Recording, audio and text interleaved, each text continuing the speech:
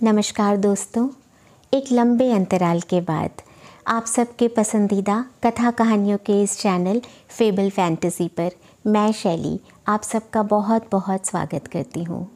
दोस्तों, आज हम एक आज़ाद मुल्क में रहते हैं, लेकिन ये आज़ादी हमें आसानी से नहीं मिली। धर्म और संप्रदाय के नाम पर देश का विभाजन हुआ और देश के लाखों लोगों ने इसकी भारी कीमत चुकाई और बहुत से लोगों ने अपना सब कुछ गंवा दिया। आग दोनों तरफ लगी, विनाश दोनों तरफ हुआ और आज़ादी के साथ बहुत से लोगों के हाथ आया सिर्फ मलबा। आज की बेहद संवेदनशील कहानी हिंदी साहित्य के बेहतरीन कथाकार श्री मोहन राकेश जी के द्वारा रचित है। कहानी का नाम है मलबे का मालिक। आइए सुनते हैं। 7.5 साल के बाद वो लोग लाहौर से अमृतसर आए थे। हॉकी का मैच देखने का तो बहाना ही था। उन्हें ज़्यादा चाव उन घरों और बाज़ारों को फिर से देखने का था जो 7.5 साल पहले उनके लिए पराए हो गए थे। हर सड़क पर मुसलमानों की कोई ना कोई टोली घूमती नज़र आ जाती थी। उनकी आंखें इस आग्रह के साथ वहाँ की हर चीज़ को देख रही थी जैसे वह शहर साधारण शहर न होकर एक अच्छा खासा आकर्षण केंद्र हो। तंग बाज़ारों में से गुजरते हुए वे एक दूसरे को पुरानी चीज़ों की याद दिला रहे थे। देख फतेह दीना, मिस्री बाज़ार में अब मिस्री की दुकानें पहले से कितनी कम रह गई हैं। उस नुक्कड़ पर सुक्खी भटियारिन की भट्टी थी जहाँ अब वह पान वाला बैठा है।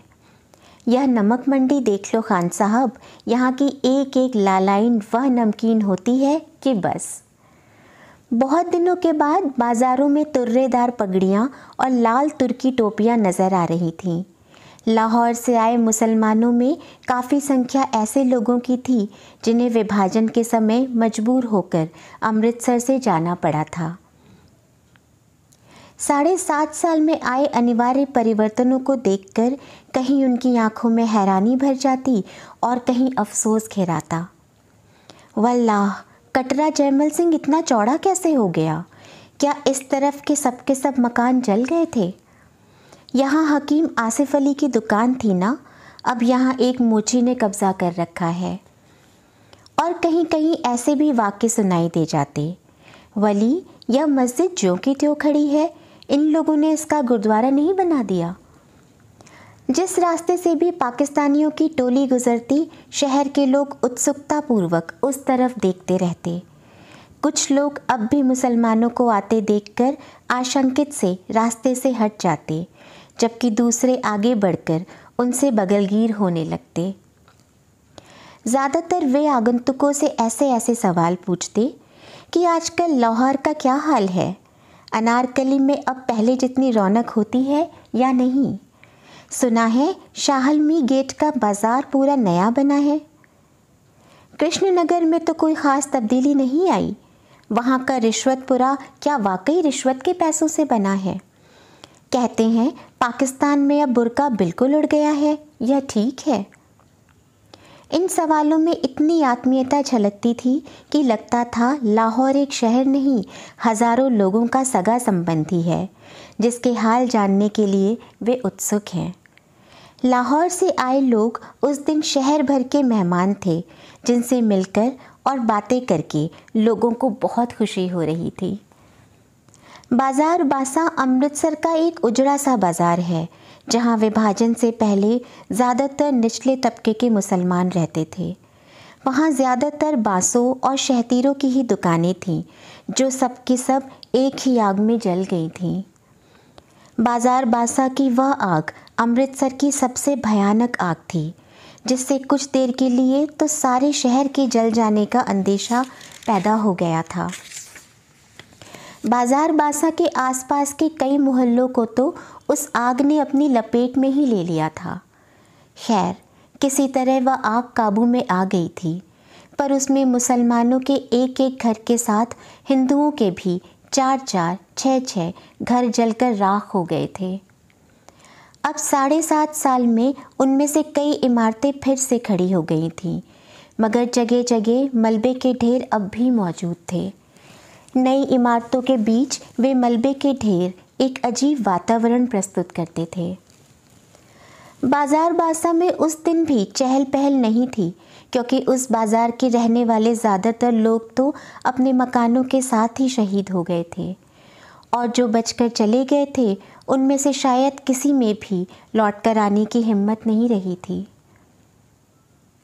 सिर्फ एक दुबला पतला बुढ़ा मुसलमान ही उस दिन उस वीरान बाज़ार में आया और वहाँ की नई और जली हुई इमारतों को देखकर जैसे भूल भुलैया में पड़ गया।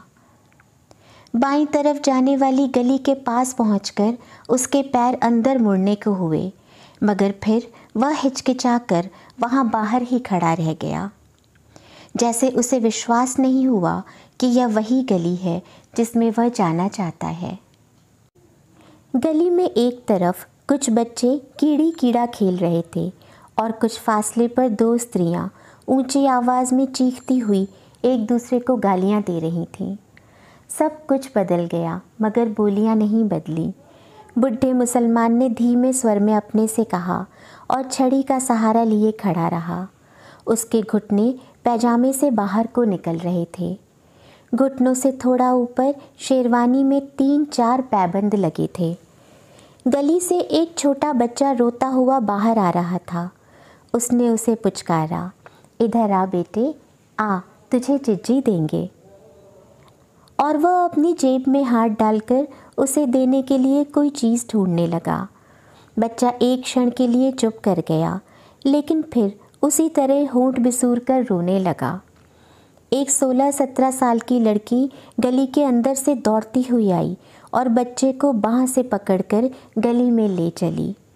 लड़की ने उसे अपनी बाहों में उठाकर साथ सटा लिया और उसका मुंह चूमती हुई बोली, चुप कर कसम खाने, रोएगा तो वह मुसलमान तुझे पकड़कर ले जाएगा, कह रही हूँ, चुप कर। बुढ़े मुसलमान ने बच्चे को देने के लिए जो पैसा निकाला था वह उसने वापस जेब में रख लिया। सिर से टोपी उतारकर वहाँ थोड़ा खुजलाया और टोपी अपनी बगल में दबा ली।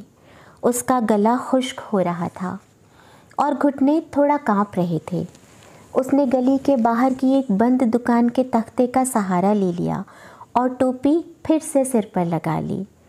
गली के सामने जहाँ पहले ऊंचे ऊंचे शहतीर रखे रहते थे, वहाँ अब एक तिमंजिला मकान खड़ा था। सामने बिजली के तार पर 2 मोटी मोटी चीलें बिल्कुल जड़ सी बैठी थी। बिजली के खंभे के पास थोड़ी धूप थी। वह कई पल धूप में उड़ते ज़र्रों को देखता रहा, फिर उसके मुंह से निकला, या मालिक। एक नवयुवक चाबियों का गुच्छा घुमाता गली की तरफ आया।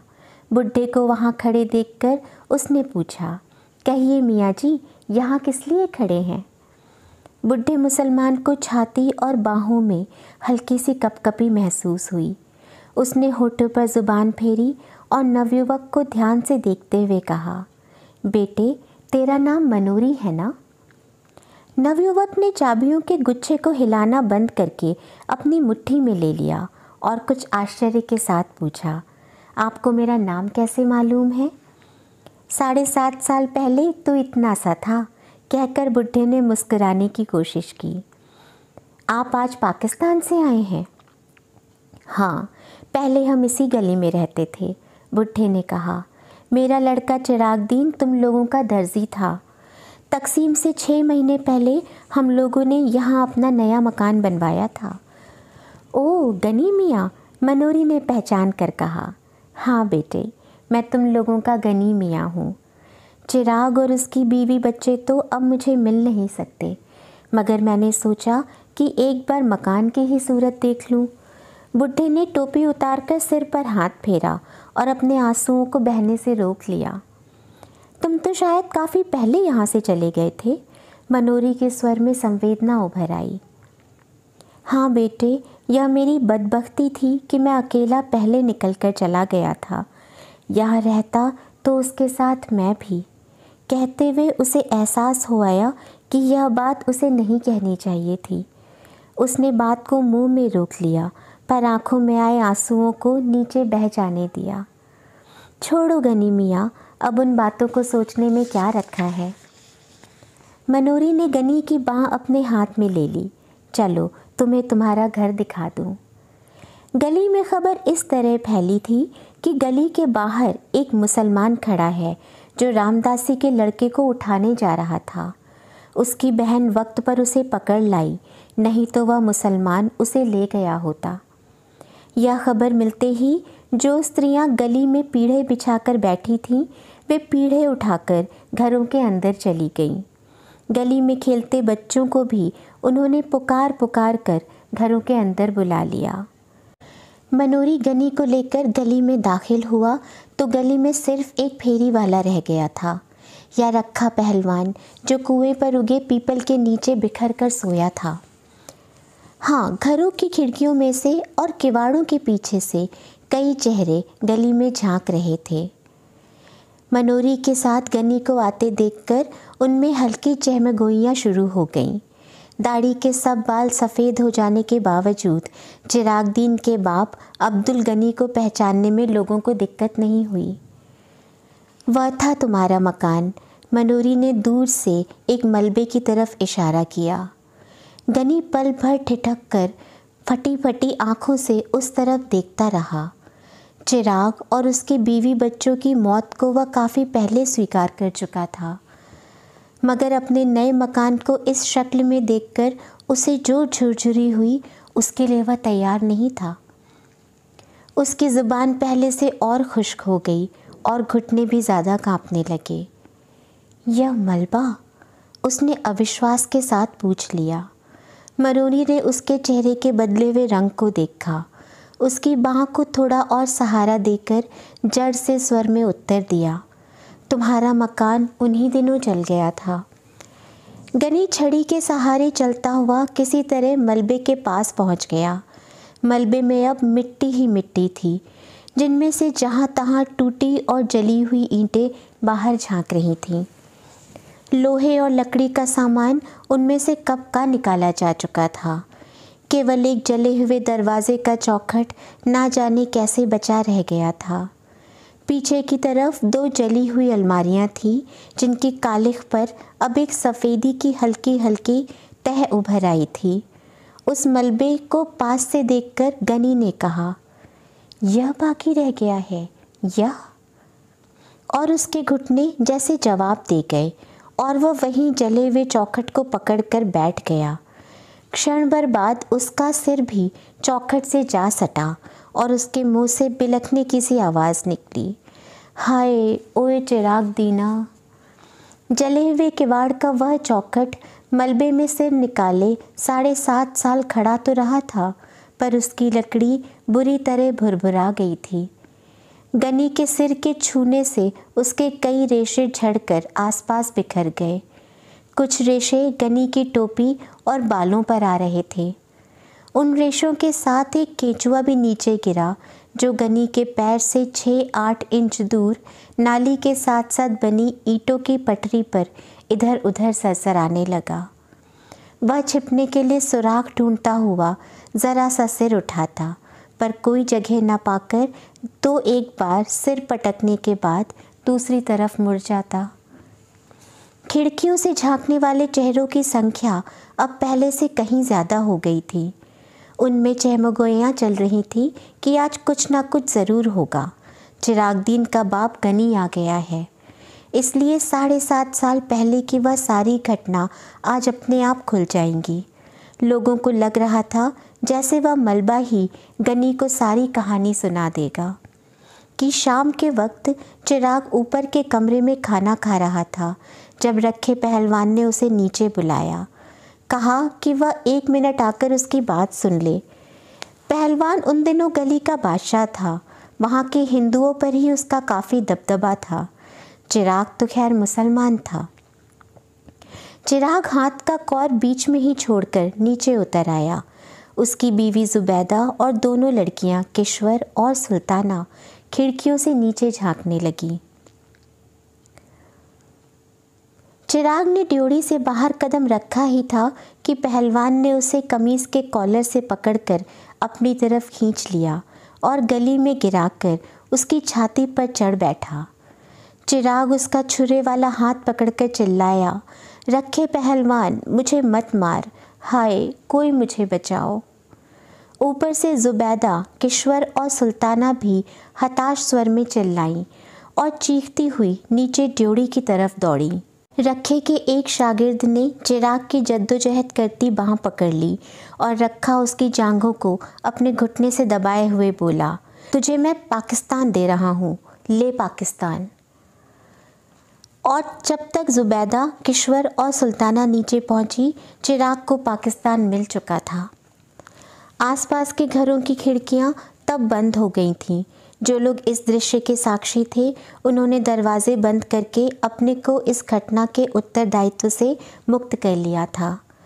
बंद किवाड़ों में भी उन्हें देर तक जुबैदा, किश्वर और सुल्ताना के चीखने की आवाज़ें सुनाई देती रहीं। रखे पहलवान और उसके साथियों ने उन्हें भी उस रात पाकिस्तान दे दिया, मगर दूसरे तब्दील रास्ते से। उनकी लाशें चिराग के घर में न मिलकर बाद में नहर के पानी में पाई गईं। 2 दिन चिराग के घर की छानबीन होती रही थी। जब उसका सारा सामान लूटा जा चुका तो ना जाने किसने उस घर को आग लगा दी थी। रखे पहलवान ने तब कसम खाई थी कि वह आग लगाने वाले को जिंदा ज़मीन में गाड़ देगा, क्योंकि उस मकान पर नज़र रखकर ही उसने चिराग को मारने का निश्चय किया था। उसने उस मकान को शुद्ध करने के लिए हवन सामग्री भी ला रखी थी, मगर आग लगाने वाले का तब से आज तक पता नहीं चल सका था। अब 7.5 साल से रखा उस मलबे को अपनी जायदाद समझता आ रहा था, जहाँ न वह किसी की गाय भैंस बांधने देता और ना ही खुमचा लगाने देता था। उस मलबे में से बिना उसकी इजाज़त के कोई एक ईंट भी नहीं निकाल सकता था। लोग आशा कर रहे थे कि यह सारी कहानी ज़रूर किसी न किसी तरह गनी तक पहुंच जाएगी। जैसे मलबे को देखकर ही उसे सारी घटना का पता चल जाएगा। और गनी मलबे की मिट्टी को नाखूनों से खोद खोद कर अपने ऊपर डाल रहा था और दरवाजे के चौखट को बाह में लिए हुए रो रहा था। बोल चिराग दीना, बोल, तू कहाँ चला गया ओए?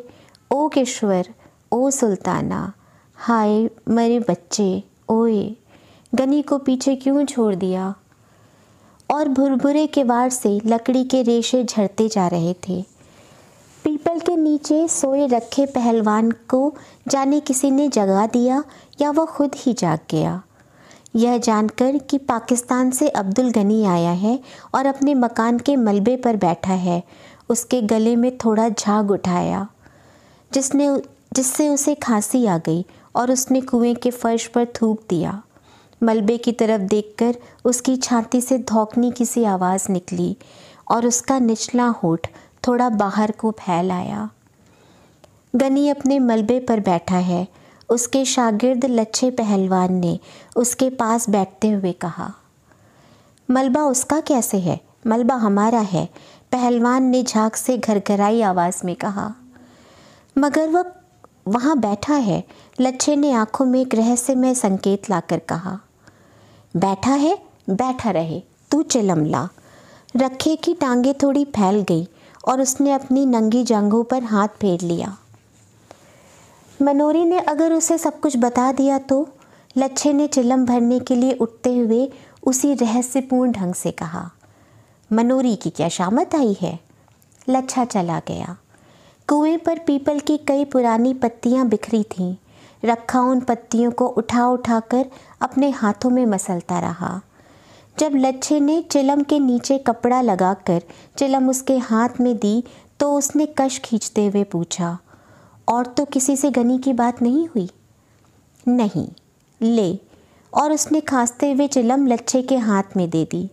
मनोरी गनी की बाँह पकड़े मलबे की तरफ से आ रहा था। लच्छा उकड़ू होकर चिलम के लंबे लंबे कश खींचने लगा। उसकी आंखें आधा क्षण रखे के चेहरे पर टिकती और आधा क्षण गनी की तरफ लगी रहती। मनोरी गनी की बाँह थामे उससे एक कदम आगे चल रहा था, जैसे उसकी कोशिश हो कि गनी कुएं के पास से बिना रखे को देखे ही निकल जाए। मगर रखा जिस तरह बिखर कर बैठा था, उससे गनी ने उसे दूर से ही देख लिया। कुएं के पास पहुंचते ना पहुंचते उसकी दोनों बाहें फैल गईं और उसने कहा, रखे पहलवान। रखे ने गर्दन उठाकर और आंखें ज़रा छोटी करके उसे देखा। उसके गले में अस्पष्ट सी घरघराहट हुई, पर वह बोला नहीं। रखे पहलवान, मुझे पहचाना नहीं? गनी ने बाहें नीचे करके कहा। मैं गनी हूँ, अब्दुल गनी, चिरागदीन का बाप। पहलवान ने ऊपर से नीचे तक उसका जायज़ा लिया। अब्दुल गनी की आंखों में उसे देखकर एक चमक सी आ गई थी। सफ़ेद दाढ़ी के नीचे उसके चेहरे की झुर्रियाँ भी कुछ फैल गई थीं। रखे का निचला होठ फड़का, फिर उसकी छाती से भारी सा स्वर निकला, सुना गनिया? गनी की बाहें फिर फैलने को हुई, पर पहलवान पर कोई प्रतिक्रिया न देखकर उसी तरह रह गई। वह पीपल का सहारा लेकर कुएं की सिल पर बैठ गया। ऊपर खिड़कियों में चहमगोइयाँ तेज़ हो गई कि अब दोनों आमने सामने आ गए हैं तो बात ज़रूर खुलेगी। फिर हो सकता है कि दोनों में गाली गलौज भी हो। अब रखा गनी को हाथ नहीं लगा सकता। अब वे दिन नहीं रहे। बड़ा मलबे का मालिक बनता था। असल में मलबा ना इसका है ना गनी का। मलबा तो सरकार की मलकियत है। मरदूत किसी को वहाँ गाय का खूंटा तक नहीं लगाने देता। मनोरी भी डरपोक है। इसने गनी को बता क्यों नहीं दिया कि रखे ने ही चिराग और उसके बीवी बच्चों को मारा है। रखा आदमी नहीं, सांड है। दिन भर सांड की तरह गली में घूमता है। गनी बेचारा कितना दुबला हो गया है। दाढ़ी के सारे बाल सफ़ेद हो गए हैं। गनी ने कुएं की सिल पर बैठकर कहा, देख रखे पहलवान, क्या से क्या हो गया है। भरा पूरा घर छोड़कर गया था और आज यहाँ यह मिट्टी देखने आया हूँ। बसे घर की आज यही निशानी रह गई है। तू सच पूछ तो मेरा यह मिट्टी भी छोड़कर जाने को मन नहीं करता। और उसकी आंखें फिर छलछला गईं। पहलवान ने अपनी टांगें समेट ली और अंगोछा कुएं की मुंडेर से उठाकर कंधे पर डाल लिया। लच्छे ने चिलम उसकी तरफ बढ़ा दी। वह कश खींचने लगा। तू बता रखे, यह सब हुआ किस तरह? गनी किसी तरह अपने आंसू रोक कर बोला, तुम लोग उसके पास थे। सब में भाई भाई की सी मोहब्बत थी। अगर वो चाहता तो तुम में से किसी के घर में नहीं छिप सकता था। उसमें इतनी भी समझदारी नहीं थी। ऐसे ही है। रखे को स्वयं लगा कि उसकी आवाज़ में एक अस्वाभाविक सी गूंज है। उसके होंठ गाढ़े लार से चिपक गए थे। मूंछों के नीचे से पसीना उसके होंठ पर आ रहा था। उसे माथे पर किसी चीज़ का दबाव महसूस हो रहा था और उसकी रीढ़ की हड्डी सहारा चाह रही थी। पाकिस्तान में तुम लोगों के क्या हाल हैं? उसने पूछा। उसके गले की नसों में एक तनाव आ गया था। उसने अंगूछे से बगलों का पसीना पोंछा और गले का झाग मुंह में खींचकर गली में थूक दिया। क्या हाल बताऊं रखे? गनी दोनों हाथों से छड़ी पर बोझ डालकर झुकता हुआ बोला, मेरा हाल तो मेरा खुदा जानता है। चिराग वहाँ साथ होता तो और बात थी। मैंने उसे कितना समझाया था कि मेरे साथ चला चल, पर वह ज़िद पर अड़ा रहा कि वह नया मकान छोड़कर नहीं जाएगा। यह अपनी गली है, यहाँ कोई ख़तरा नहीं है। भोले कबूतर ने यह नहीं सोचा कि गली में खतरा ना हो, पर बाहर से तो खतरा आ सकता है। मकान की रखवाली के लिए चारों ने अपनी जान दे दी। रखे, उसे तेरा बहुत भरोसा था। कहता था कि रखे के रहते मेरा कोई कुछ नहीं बिगाड़ सकता, मगर जब जान पर बनाई तो रखे के रोके भी नहीं रुकी। रखे ने सीधा होने की चेष्टा की क्योंकि उसकी रीढ़ की हड्डी बहुत दर्द कर रही थी। अपनी कमर और जांघों के जोड़ पर उसे सख्त दबाव महसूस हो रहा था। पेट की अंतड़ियों के पास से जैसे कोई चीज़ उसकी सांस को रोक रही थी। उसका सारा जिस्म पसीने से भीग गया था और उसके तलुओं में चुनचुनाहट हो रही थी। बीच बीच में नीली फुलझड़ियाँ सी ऊपर से उतरती और तैरती हुई उसकी आंखों के सामने से निकल जाती। उसे अपनी ज़ुबान और होठों के बीच एक फासला सा महसूस हो रहा था। उसने अंगूछे से होठों के कोनों को साफ किया, साथ ही उसके मुंह से निकला, हे प्रभु, तू ही है, तू ही है, तू ही है। गनी ने देखा कि पहलवान के होंठ सूख रहे हैं और उसकी आंखों के गिर्द दायरे गहरे हो गए हैं। वह उसके कंधे पर हाथ रखकर बोला, जो होना था हो गया रखिया, अब उसे कोई लौटा थोड़े ही सकता है। खुदा नेक की नेकी बनाए रखे और बद की बदी माफ़ करे। मैंने आकर तुम लोगों को देख लिया सो समझूंगा कि चिराग को देख लिया। अल्लाह तुम्हें सेहतमंद रखे। और वह छड़ी के सहारे उठ खड़ा हुआ। चलते हुए उसने कहा, अच्छा रखे पहलवान। रखे के गले से मध्यम सी आवाज़ निकली। अंगोछा लिए हुए उसके दोनों हाथ जुड़ गए। गनी हसरत भरी नज़र से आसपास देखता हुआ धीरे धीरे गली से बाहर चला गया। ऊपर खिड़कियों में थोड़ी देर चहमगोइयाँ चलती रहीं कि मनोरी ने गली से बाहर निकलकर ज़रूर गनी को सब कुछ बता दिया होगा कि गनी के सामने रखे का तालू कैसे खुश्क हो गया था। रखा अब किस मुंह से लोगों को मलबे पर गाय बांधने से रोकेगा। बेचारी ज़ुबैदा, कितनी अच्छी थी वह। रखे मरदूत का घर न घाट, इसे किसी की माँ बहन का लिहाज था। थोड़ी देर में स्त्रियां घरों से गली में उतर आईं। बच्चे गली में गुल्ली डंडा खेलने लगे। 2 12-13 साल की लड़कियां किसी बात पर एक दूसरे से गुत्थम गुत्था हो गई थीं। रखा गहरी शाम तक कुएं पर बैठा खखारता और चिलम फूंकता रहा। कई लोगों ने वहां से गुजरते हुए उससे पूछा, रखे शाह, सुना है आज गनी पाकिस्तान से आया था? हाँ, आया था। रखे ने हर बार एक ही उत्तर दिया। फिर कुछ नहीं, चला गया। रात होने पर रखा रोज़ की तरह गली के बाहर बाईं तरफ की दुकान के तख्ते पर आ बैठा था। रोज़ वह रास्ते से गुजरने वाले परिचित लोगों को आवाज़ दे देकर पास बुला लेता था और उन्हें सट्टे के गुर और सेहत के नुस्खे बताता रहता था। मगर उस दिन वह वहाँ बैठा लच्छे को अपनी वैष्णो देवी की उस यात्रा का वर्णन सुनाता रहा जो उसने 15 साल पहले की थी। लच्छे को भेजकर वह गली में आया तो मलबे के पास लोकू पंडित की भैंस को देखकर वह आदत के मुताबिक उसे धक्के दे देकर हटाने लगा। भैंस को हटाकर वह सुस्ताने के लिए मलबे के चौखट पर बैठ गया। गली उस समय सुनसान थी। कमेटी की बत्ती ना होने से वहाँ शाम से ही अंधेरा हो जाता था। मलबे के नीचे नाली का पानी हल्की आवाज़ करता बह रहा था। रात की खामोशी को काटती हुई कई तरह की हल्की हल्की आवाज़ें मलबे की मिट्टी में से सुनाई दे रही थी। एक भटका हुआ कौवा न जाने कहाँ से उड़कर उस चौखट पर आ बैठा। इससे लकड़ी के कई रेशे इधर उधर छितरा गए। कौवे के वहाँ बैठते न बैठते मलबे के एक कोने में लेटा हुआ कुत्ता गुर्रा कर उठा और ज़ोर ज़ोर से भौंकने लगा। कौवा कुछ देर सहमा सा चौखट पर बैठा रहा, फिर पंख फड़फड़ाता हुआ कुएं के पीपल पर चला गया। कौवे के उड़ जाने पर कुत्ता और नीचे उतर आया और पहलवान की तरफ मुंह करके भौंकने लगा। पहलवान उसे हटाने के लिए भारी आवाज़ में बोला, दूर दूर दूर, मगर कुत्ता और पास आकर भौंकने लगा। पहलवान ने एक ढेला उठाकर कुत्ते की तरफ फेंका। कुत्ता थोड़ा पीछे हट गया, पर उसका भौंकना बंद नहीं हुआ। पहलवान कुत्ते को माँ की गाली देकर वहाँ से उठ खड़ा हुआ और धीरे धीरे जाकर कुएं की सिल पर लेट गया।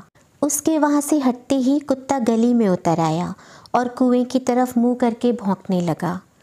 काफ़ी देर भौंकने के बाद जब उसे गली में कोई प्राणी चलता फिरता नज़र नहीं आया तो वह एक बार कान झटक कर मलबे पर लौट गया और वहाँ कोने में बैठकर गुर्राने लगा। दोस्तों, इधर अमृतसर में एक धर्म का घर मलबे का ढेर बना और उधर लाहौर में दूसरे धर्म के घर की तबाही। सवाल ये है कि क्या बस यही एक तरीका था? क्या ये तबाही रोकी जा सकती थी, या क्या अब धर्म के नाम पर लगी इस आग पर काबू पाया जा सकता है? सवाल भी हमारे और जवाब भी हमारे पास है। विचार करने वाली बात है। इसी के साथ आज विदा लेती हूँ। बहुत जल्द फिर मिलूँगी एक नई कहानी और बहुत से नए किरदारों के साथ।